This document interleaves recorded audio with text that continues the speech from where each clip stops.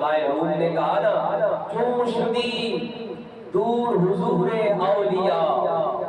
چون شدی دور حضور اولیاء، این جنان کش دور از خدا، کہ جب تو اولیاء اللہ سے دور ہو جاتا ہے در حقیقت تو خدا سے دور ہو جاتا ہے۔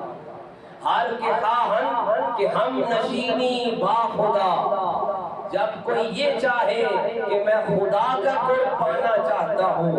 ہر کے خواہن کہ ہم نشینی با خدا، کہ جب کوئی یہ چاہتا ہے کہ مجھے خدا مل جائے، میں خدا کی قربت پالوں، تو شاعر